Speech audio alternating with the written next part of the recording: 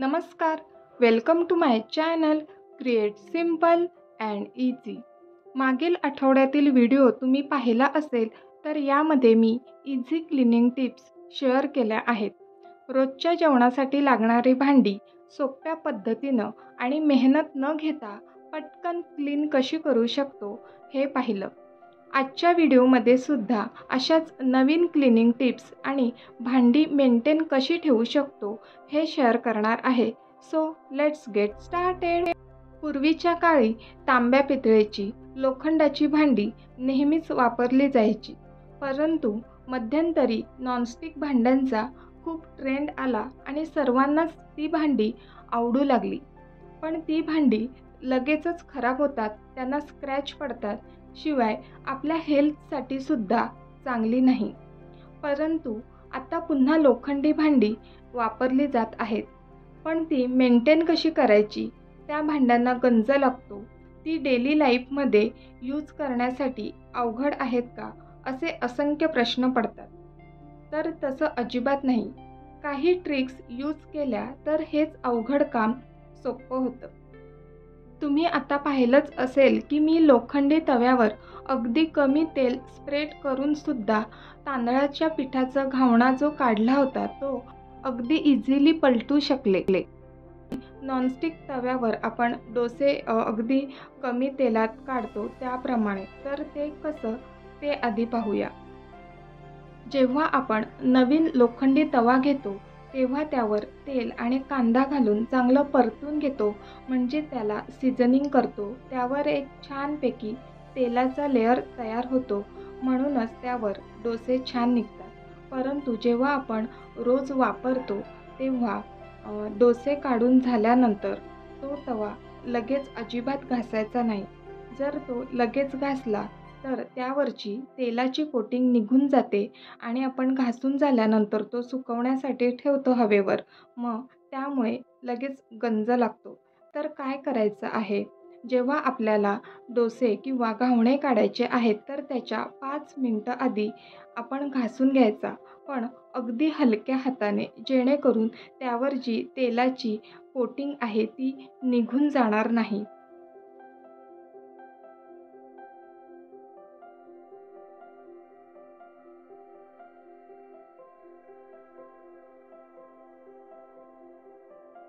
आणि तवा धुवून झाल्यानंतर लगेच गॅसवर गरम करायला ठेवते, यामुळे गंजसुद्धा लागत नाही।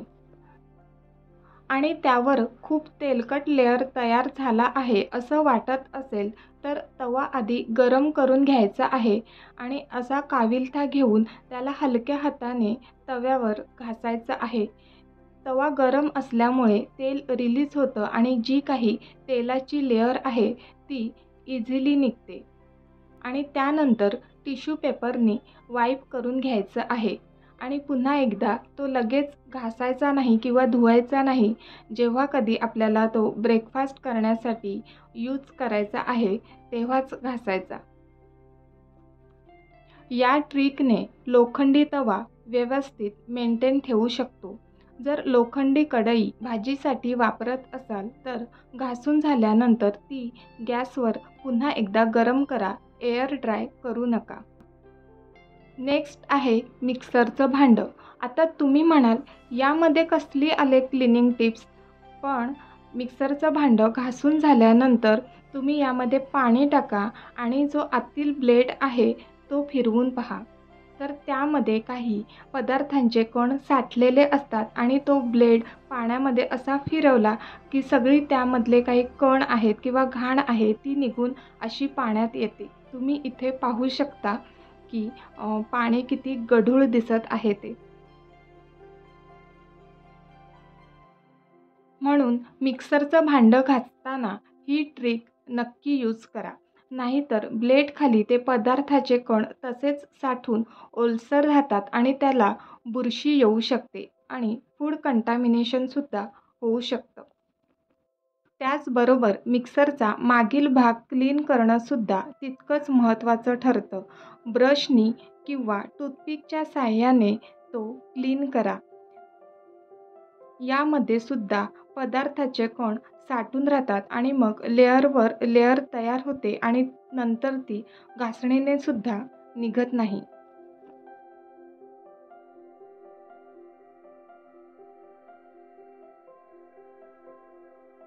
अशा पद्धतीनं मिक्सरचं भांडं घासताना आपण काळजी घेतली तर ती वर्षानुवर्षे नवीन असल्यासारखीच राहतात.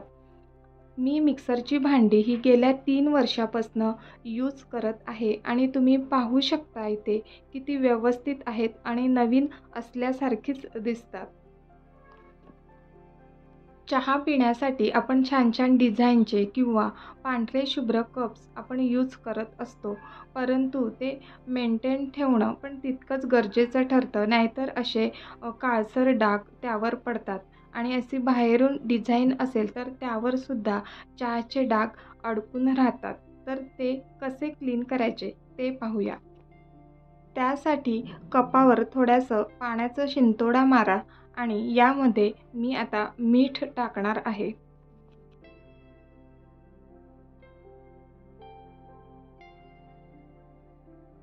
कपाला डाग कमी असतील तर हातानेच असं मीठ रब केलं तरी निघतात, परंतु जास्त डाग असेल तर घासणीने रब करा. आणि असे डाग जर नंतर आपल्याला काढायचा कंटाळा येत असेल तर मग चहा पिल्यानंतर लगेच पाण्याने किंवा साबणाने ते घासून काढा, म्हणजे डागच राहत नाही. परंतु प्रत्येक वेळेस ते शक्य होतं असं नाही, आपल्याला कधी-कधी घाई असते. मग ही ट्रिक तुम्ही नक्की यूज करा. आणि मिठाने रब केल्यानंतर साध्या पाण्याने धुवून घ्या, म्हणजे त्यावर मिठाचे डाग राहणार नाही आणि कप अगदी पांढरे शुभ्र निघतील.